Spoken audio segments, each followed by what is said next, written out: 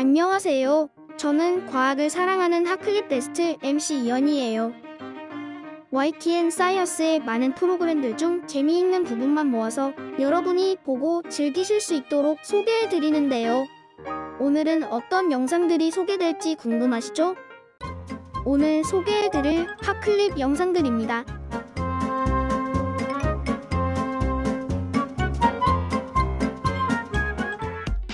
작은 불씨도 순식간에 큰 불이 되는 화재 사고.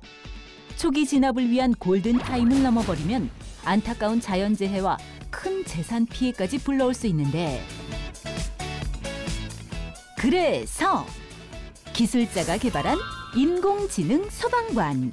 저희 시스템은 보시는 것 같이 화재가 나는지를 계속 모니터링해서 데이터들을 보내는 센서부하고, 진짜 화재인 경우는 어디에 났는지를 탐지 제어할 수 있는 제어반이 있고요. 그리고 이 소방관 역할을 하는 이 소화 모니터가 있습니다. 불이 났을 경우 가장 먼저 화재를 발견하고 인지하는 것은 여러 개의 복합 센서가 담당한단다. 저희가 만든 센서는 이제 복합 센서라고 부르는데, RGB 센서 하나 하고요, 적외선 센서, IR 센서 2개 하고, 그리고 자외선 센서, UV 센서로 이렇게 구성이 됩니다. RGB 센서가 화염의 모양을 인식하고 적외선 센서로 온도를 측정. 자외선 센서는 주변 공기 입자 흐름을 읽어 보이지 않는 곳의 화재까지 감지. 그리고 AI는 이 모든 정보를 1초마다 받아 최종 판단을 내린다. 이 안에는 저희가 불인지 아닌지를 미리 학습시켜 놓은 인공지능 모델이 있습니다. 여기서 불이구나 아니구나를 판단하게 되고, 불인 경우에는 이제 이 소화 모니터가 그 화원의 위치에 조준할 수 있게끔 얘를 제어하게 됩니다. 실제 화재 상황과 비화재 상황들을 정확히 구별해 판단하고, 소화수는 최대 65m까지 분사할 수 있어 원거리 화재도 진압할 수 있다고. 기존의 소화 설비들은 스프링클러처럼 불이 나게 되면 어떤 한 공간을 완전히 진압하는 개념이라서 불난 지역 말고 불이 안 난 지역까지도 결국은 피해를 입히게 되는 상황이 벌어지는데, 저희는 소방관처럼 그 화원에다 직접 조준해서 그 소화제를 분사하니까 피해를 최소화할 수 있다는 그런 장점이 있습니다. 기술자의 소화 시스템은 함정에서 피격으로 발생할 수 있는 화재에 자율 대응하기 위해 개발됐다는데, 천안함 폭침 사건 때 민군 합동 조사단 단원으로 활동하면서 어떻게 하면 그런 사고에도 우리 함정의 생존성을 향상시켜서 우리 승조원의 그 인명을 보호할 수 있을까, 이런 고민을 많이 했었었고요. 파도 때문에 계속해서 흔들리는 배의 화원. 그것을 정확히 조준해 끄는 것이 난제였다고. 움직이는 화원을 어떻게 조준해서 맞출 수 있을까? 그 끝에 기술자가 발견한 답. 함운동에 대한 그 시뮬레이션을 통해서 강화학습을 가지고 인공지능 모델을 만들었고, 잘 작동하는 것을 확인할 수 있었습니다. 이로써 움직이는 불씨까지 정확하게 조준해 끌 수 있는 인공지능 소방관이 탄생한 것이라고. 초기에 진압해 대형 화재 사고를 막아줄 수 있는 특별한 기술. 저희 체계는 초동의 화재를 진압하기 때문에 국가의 소중한 자산, 그리고 국민 재산, 인명 피해를 최소화하는 데 아마 활용될 수 있기를 저희가 희망하고 있습니다.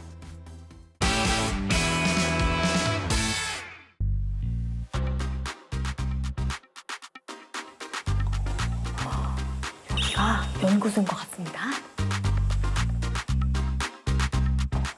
안녕하세요. 네, 안녕하세요. 여기가 우리 최강기업의 건강한 물을 만드는 네. R&D 연구센터 맞나요? 예, 맞습니다. 네, 반갑습니다. 네, 반갑습니다. 지금 뭘 하고 계시는 것 같은데 뭐 하고 계시는 거예요? 장치를 따라서 몇 달 지나고 나서 정말로 줄었는지 그런 걸 체크하기 위해서 물을 시료를 채취해 둡니다. 이거를. 그래서 요 중에 있는 그 녹 성분을 갖다 측정을 하는 거죠. 근데 여기 이렇게 작은 모래, 뭐 돌 같은 게 있어요. 오, 큰 돌도 있고. 이건 뭐예요? 정수기에 들어가 있는 필터, 그러니까 맛있는 물을 만들기 위해서 네. 그 안에 들어가 있는 광석이죠. 물을 이렇게 받아내면 그게 그 미네랄, 네. 금속 성분이 나오거든요. 네. 잘 우러나올 수 있는 그런 그 소재를 찾고 있는 거죠.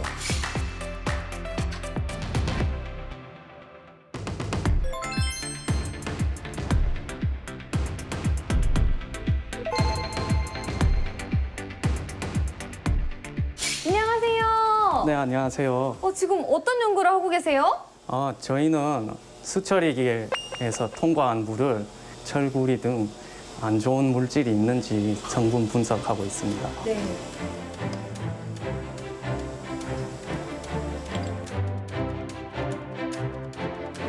우와, 예, 색깔이 변하죠. 바로 색깔이 변했어요. 예, 물색이 약간 주황색으로 변했는데요? 여기 물에 구리 성분이 많아서 색깔이 변했습니다. 그럼 이 테스트를 통해서 구리 성분이 있다는 걸 알게 된 거네요. 네, 그렇죠. 수독 안에 있는 구리가 우리 몸에 좀 해롭습니다. 구리가 0.86에 포함되어 있다고 나오고 또 그 다음에 설치 후에는 거의 0.10 이런 수준으로 나오는데 확실히 줄었네요. 네, 많이 줄었죠. 그럼 이 검사는 얼마마다 이렇게 하시는 거예요? 저희가 수처리기 설치 전에 한번 물을 검사하고 그리고 수처리를 하고 나서 3개월마다 저희가 측정하고 있습니다. 그럼 이거 말고도 또 연구하시는 게 있을까요? 저희가 이온 성분 분석 외에도 세균 분석 실험도 하고 있습니다. 세균이요? 네.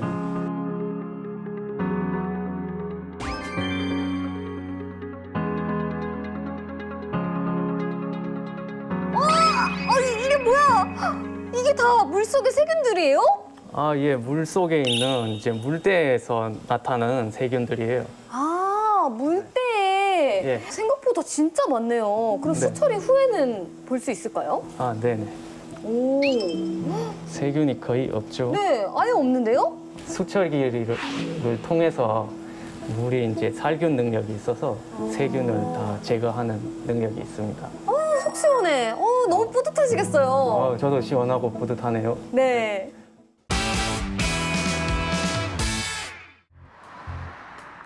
이미 서비스 중인 CITS, 차세대 지능형 교통 시스템을 한번 경험해 볼까요?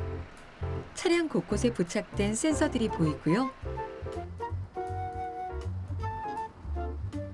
차량 뒤편에는 교통 약자들을 위한 장치들도 마련되어 있습니다.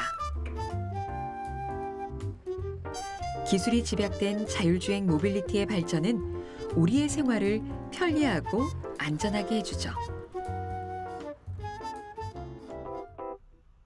차량이 주행을 시작합니다.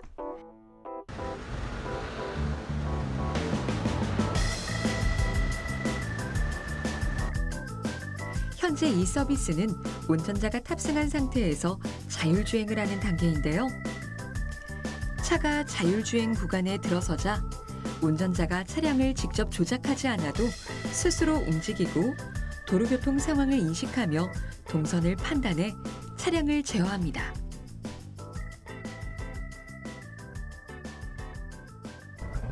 저희 차량 같은 경우는 4단계에 준한다고 말씀드릴 수 있습니다. 4단계면 어느 정도예요? 4단계 같은 경우는 이제 사람의 제어가 아니라 그냥 어떤 모든 제어들을 이제 시스템이 다 한다고 보시면 돼요. 그래서 이 받아오는 신호에 따라서 차가 멈추고 서고를 할 수가 있습니다. 운전자가 탑승해 있지만 운전의 주도권은 자동차에 있죠. 매우 안정적으로 자율주행을 수행합니다. 이것을 가능하게 하는 건 자율주행 모빌리티의 기술과 실시간 소통입니다. 서울 미래 모빌리티 센터에서는 차량의 위치뿐 아니라 인접 지역의 교통량과 도로 상황을 모두 정보화해 수집하고 각 차량에 제공하고 있습니다. 심지어 차량 내부와 차량 주변을 카메라를 통해 직접 육안으로 확인할 수도 있는데요. 지능화된 교통체계와 연결돼 도로에 수집된 모든 정보를 받아들이며 운행하고 있습니다. 수집된 데이터를 이용해 최적의 경로를 따라 안전하고 신속하게 목적지로 이동합니다. V2X 기술과 지능형 교통 시스템이 만들어가고 있는 보다 완벽한 대중교통 시스템. 앞으로 더 뛰어난 기술의 자율주행 차량이 출시되고 판매되겠지만 결국 얼마나 많은 정보를 갖고 있느냐가 미래 교통을 좌우할 겁니다. 이러한 발전은 물류나 개인 이동권 확대에도 긍정적 역할을 해주겠죠. 많은 이들은 멀지 않은 미래, 경쟁력 있는 운송수단이 되어줄 거라고 믿고 있습니다. 생각해보면 이동을 할 때도 어떤 새로운 그 도심 항공도 마스에 들어올 수가 있고요. 그래서 이동의 편리성도 훨씬 좋아질 수가 있고 이동뿐만 아니라 예를 들면 병원이나 아니면 그 뭐 교육이나 아니면 의료나 그런 어떤 모빌리티 교통과 함께 발전할 수 있는 그런 서비스 될 수 있는 그런 타 분야까지도 영역이 확장되어져서 어떻게 보면 마스가 교통으로부터 이제 시작된 어떤 그런 서비스긴 하지만 어떤 지역 사회를 통합할 수 있는 어떤 그 중요한 서비스가 될 수 있고요. 결국은 사회적 통합, 그 도시가 정말 발전하는데 중요한 그런 매개체가 될 수 있는 서비스가 될 수 있겠다 생각이 듭니다. 한국의 뉴욕을 꿈꾼다. 꿈의 도시 원주. 뉴욕을 보면 여러 인종들이 모여서 그 안에서 마치 용광로와 같은 멜팅 시티지 않습니까? 네. 그럼요. 그 행복을 추구하는 그러한 그 아주 국제적인 세계적인 도시인데 이게 이제 사람이 제일 중요하잖아요. 사람이 많이 모여야지. 많이 모이려면 거기에 그 일자리가 있어야 되고. 그렇죠. 일자리를 키우려면 경제가 발전해야 되고. 네. 경제가 발전하면 자연스럽게 사람이 모이고 또 자연스럽게 문화가 융성해지고. 그렇죠. 그렇죠. 선순환 구조가 만들어지는 거죠. 네. 근데 그 경기도 평택을 취업 남방 한계선이라고 얘기를 하죠. 그러니까 평택 이남으로는 젊은 분들이 이렇게 안 가려고 그러는 거죠. 근데 사실은 강원도 쪽은 동쪽은 취업 한계선이라는 것 자체가 없어요. 아예 동쪽은 안 보려고 그러니까. 그래서 저희 원주시가 원주시를 기점으로 해서 이제는 취업 동방 한계선이 원주가 이제 시작이다. 그래서 저희 원주시는 기존의 원주시가 그 가지고 있는 그 강점의 그런 그 산업 분야가 있어요. 그게 이제 의료기기인데 지금 원주의 의료기기는 디지털 헬스케어라고 하는 그 4차 산업혁명에 그 부응하는 새로운 분야로 이렇게 발전하고 있어요. 예.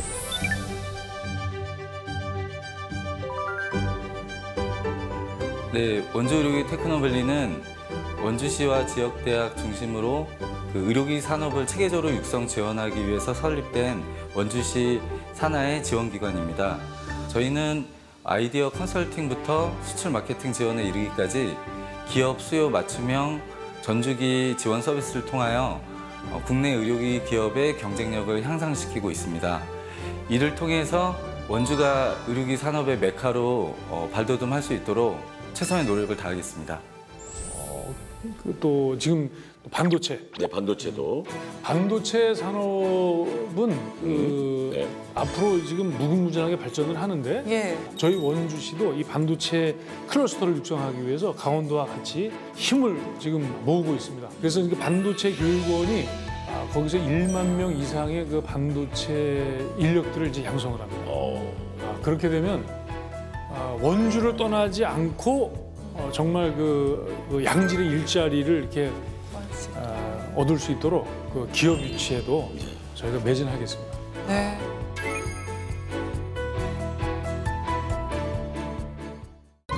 이어서 보실 핫클립 영상들입니다.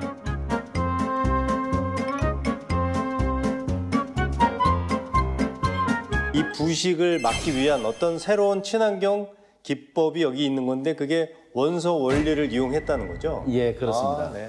부식이 생성되는 원리를 저희가 이제 우선 이해를 한 다음에 그걸 역으로 이용하는 겁니다. 그러면 부식이 생성될 때 이 철이라는 금속 물질이 있는데 이 철이 바로 부식이 되는 게 아니고 전자를 내놓게 되면은 철 이온이 물 산소 만나 산화가 되는 거거든요. 더 쉽게 말씀드리면 이제 우리가 사과가 이렇게 있습니다. 네. 사과 안에 이제 철 미네랄이 들어 있겠죠. 네. 그런데 껍질이 있으니까 산소가 못 들어가죠. 네. 그러면 산화가 안 됩니다. 그렇죠. 근데 껍질을 까버리면 산화가 들어가겠죠. 네. 그렇죠. 그래서 세 가지가 반드시 필요하거든요. 네. 그러면 저희가 이런 동일한 원자를 이용해서 이 철이 산소를 못 만나게 하면은 산화가 안 일어나겠죠. 예, 이런 그 원자의 반응을 서로 이용하는 겁니다.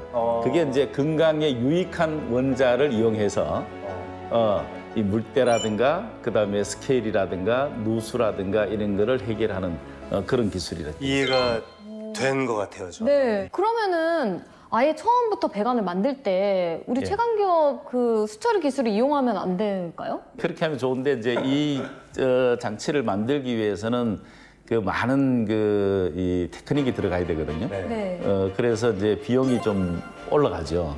그래서 배관 전체를 하기에는 그렇고 그래서 부분적으로 연결을 해주면은 굳이 배관 전체를 안 하더라도 그 배관은 수명을 30년 쓰는 거를 100년을 쓸 수 있게끔 연장을 시켜줄 수 있는 그런 기술이 되겠습니다. 예. 대표님이 만드신 특허 상품입니까? 그렇습니다. 예. 그럼 이게 해외에는 이런 기술이 없나요? 초기에 나온 거는 뭐 전기 전자기식 여러 그런 그 방식이었는데 네. 효과가 좀 미흡해서 제가 이제 이거를 계속 업그레이드를 해서 이제 효과를 많이 높였거든요. 그래서 제가 독일에 있을 때도 독일에 한 10만여 곳 정도가 설치되었습니다. 심지어 그 수상 관저에도 설치하고 독일 근교부 책에도 한 3차례 정도 저희께 소개가 되고 그럼 우리나라에는 어디에 설치가 되어 있는 건가요? 130개 시군에 한 2,500군데 정도 이렇게 설치가 되고 학인구가 이제 무려 160군데 이렇게 설치를 해서 학인을 입증을 다 해주고 있고요. 그다음에 이제 아파트하고 공장하고 뭔가 이런 쪽에 저희가 한 30만 곳 정도 이렇게 국내에도 설치가 되어 있습니다. 사실 그 삼투 현상으로 이 왕 달걀 그리고 달걀 분수 뭐 이런 것들을 만들어 볼 거거든요. 아니 달걀 분수가 뭐야? 성공할 수 있는 것만 보여줘요. 진짜 그런 게 된다고요? 성공할 수 있어요. 제가 준비를 해볼게요. 봅시다. 뿅. 우와 이게 뭐야? 자 이거 준비를 했습니다. 네. 아니 이렇게 많은 준비를 했다고요? 네. 이게 뭐냐면요. 그 일반 달걀 있잖아요. 그냥 네. 시중에 파는 그 달걀 여기 지금 이렇게 이런 식으로. 메추리알도 이런 달걀이 있고. 이렇게 있는데 네. 메추리알도 있고요. 그거를 식초에 담갔어요. 식초에 담갔는데 여기 보시면은 이제 이렇게 순서대로 시간이 경과함에 따라서 이렇게 담근 그 계란에 그리고 메추리알의 다른 모습들을 지금 볼 수 있는 거잖아요. 아니 잠깐만 이 달걀들이 네. 많이 부었다. 완전히 저렇게 깨끗해 보이는 저 두 달걀과 메추리알은요. 네. 충분히 오랫동안 식초에 담가놔서 외부에 있는 달걀 껍질이 전부 다 녹아내린 것을 물에다 옮긴 겁니다. 아니 깐 달걀을 넣은 게 아니고? 그렇죠. 이게 말이 돼요? 아니 근데 하고 많은 그 액체 중에 왜 식초에 담근 거예요? 식초예요. 이유가 있는데요. 달걀의 무게를 약 한 60g으로 잡는다면 이 중에서 한 11% 정도가 이 달걀의 딱딱한 껍질을 이루고 있는 이런 탄산칼슘이거든요. 이 탄산칼슘을 식초에 담그면 이 지금 보시면 담근 지 얼마 안 된 이런 계란을 보면 계란 주변에 달걀 주변에 이렇게 기포가 발생한 걸 볼 수 있잖아요. 이 식초에 있는 아세트산이라는 성분이 있어요. 그 아세트산이 탄산칼슘을 만나면 이 물에 잘 녹는 아세트산 칼슘이라는 것으로 변하거든요. 그러면서 이 탄산칼슘 껍질이 벗겨지고 지금 왼쪽에 있는 맹물 지금 2일 안에 넣은 그 달걀처럼 이렇게 아주 깨끗한 형태의 달걀 혹은 뭐 메추리알 이렇게 되는 거죠. 아니 우리가 이게 지금 딱딱하잖아요. 아니, 딱딱한 껍질이 식초 하나 때문에 이렇게 된다는 건 진짜 상상을 못했네. 그래서 이 달걀을 저희가 탱탱볼처럼 튀겨볼 수가 있어요. 그게 진짜? 첫 번째 준비한 실험입니다. 와, 잠깐만 한번 봅시다. 네. 식초에 담겨진 달걀 오일산. 요건 사실 맹물이에요. 그래서 식초에 5일 동안 담그고 나서 맹물로 넘긴 거. 옮긴 그런 달걀을. 와, 무슨 달걀이 뭔가 신비로운 생명체 같아요. 네, 요거를 여기서 이렇게 놓으면 우와. 이런 식으로. 우와. 이런 식으로. 오. 오.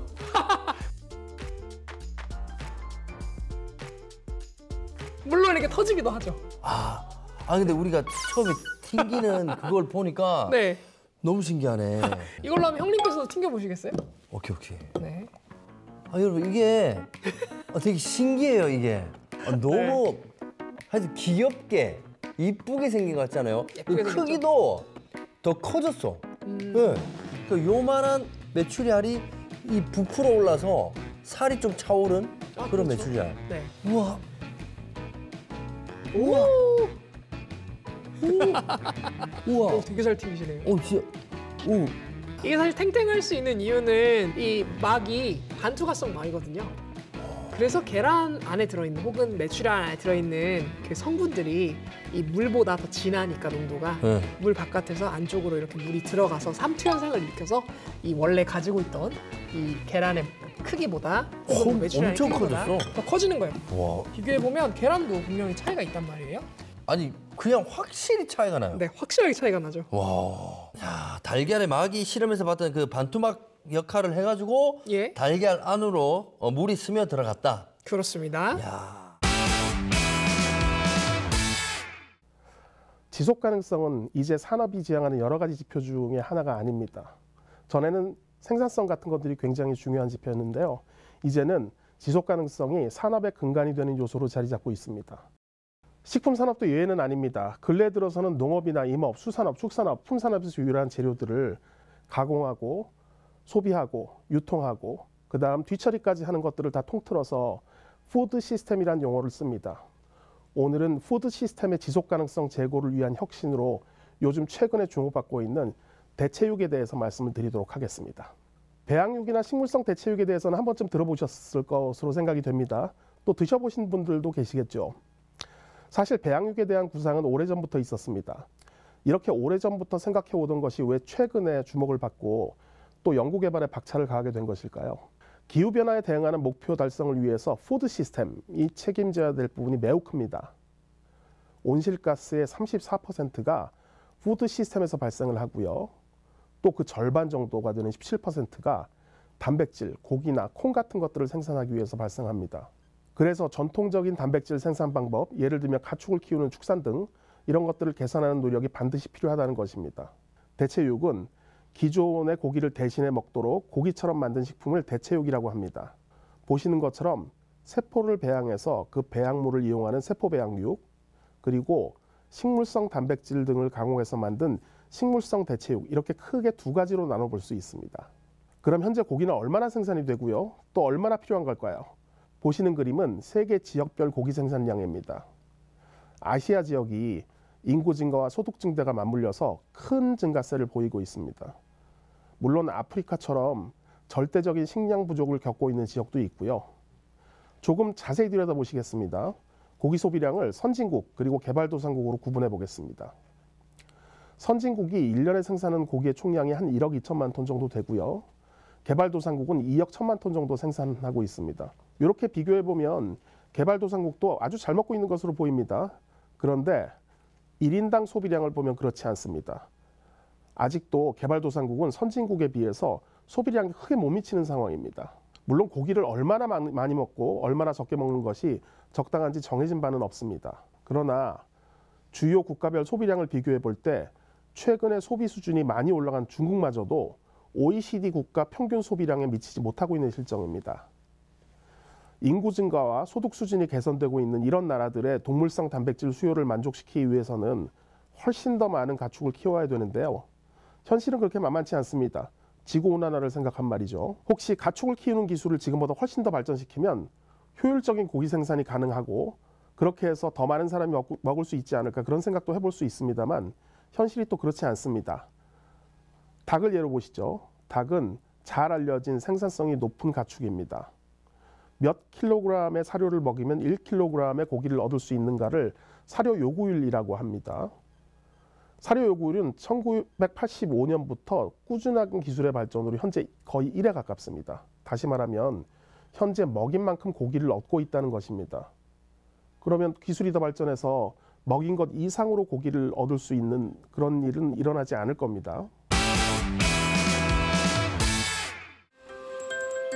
히토류를 두고 세계 각국이 치열한 자원 경쟁을 펼치는 상황. 히토류 생산량의 대부분을 차지하는 중국과 우수한 히토류 제조 기술을 보유한 일본이 대표적인데요. 이종구 박사의 기술이라면 한국도 경쟁력을 확보할 수 있습니다. 현재 저희가 중히토류를 사용하지 않는 그러한 학산 물질을 개발하고 있고 한 10여 종 정도 현재 저희들이 개발이 완료되었고 그중에서 5개 정도가 현재 특허가 출원되어 있는 상태에 있습니다. 약 20년간 이어져온 그의 연구 경력.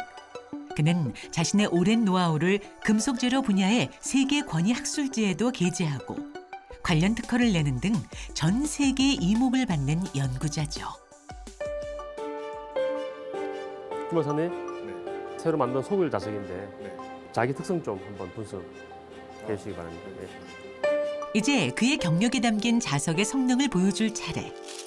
자석에 쇠구슬을 붙여 자석의 힘을 확인해보는 실험을 준비했습니다. 시중에 판매되는 일반 자석과 이종구 박사가 만든 자석에 붙은 쇠구슬의 무게를 확인해보니 자석의 힘은 비슷한 것을 확인할 수 있었습니다. 이거 한 10g 정도 차이 나는 거는 사실 지금 상온 상태이기 때문에 그렇게 많이 차이가 나는 게 아니고 이제 좀 더 중요한 그 구동 온도인 200도에서 이 똑같은 실험을 진행을 했을 때는 더 드라마틱한 차이를 볼 수 있을 겁니다. 만약 두 자석이 가혹한 환경에 노출되면 어떨까요? 두 자석에 250도가 넘는 열을 1분간 노출하고 나서 자석에 쇠구슬이 붙는 정도를 다시 비교해 보기로 했습니다. 히트 자석은 주로 전기자동차 구동모터에 사용이 되는데 구동모터 같은 경우는 작동 온도가 150도에서 200도 정도 올라갑니다. 그래서 일단 이런 실험을 통해서 실제 저희들이 만든 자석이 그러한 구동모터에 사용이 될 수 있는지 없는지 그런 걸 확인하는 작업을 거치고 있습니다. 네, 지금 기성품을 한번 다시 쇠구슬을 붙여보겠습니다. 고온에 노출된 기존의 자석은 그 전과 달리 쇠구슬이 하나도 달라붙지 않은 모습인데요. 하나도 안 붙네. 네, 하나도 안 붙네. 네, 이제 저희 개발한 자석을 쇠구슬로 한번 붙여보겠습니다. 반면 이종구 박사 팀이 개발한 자석은 고온의 열을 가한 뒤에도 쇠구슬이 달라붙었습니다. 고온 실험 전과 후를 비교해보니 자석의 약 100g의 무게 차이를 보이는 것을 확인할 수 있었죠. 일단 자석이라고 하는 거는 기본적으로 N극과 S극이 있고 그 N극과 S극이 한 방향으로 정렬이 돼 있어야 되는데 열 에너지를 받게 되면 그 열 에너지에 의해서 이 정렬도가 무너지게 됩니다. 모든 자석 재료는 다 똑같은데 저희가 개발한 자석은 그걸 어느 정도 유지할 수 있는 힘을 저희가 개발한 기술로 부여를 했기 때문에 지금 250도씨가 넘는 환경에 노출이 됐다가 다시 나왔을 때도 자력이 50% 정도는 보존이 되고 있는 그러한 상태의 자석이 개발이 된 것입니다. 오늘 핫클립 베스트 잘 보셨나요? 다음 주에 더 알찬 내용들로 찾아오겠습니다. 그러면 시청자 여러분, 다음 주까지 안녕히 계세요.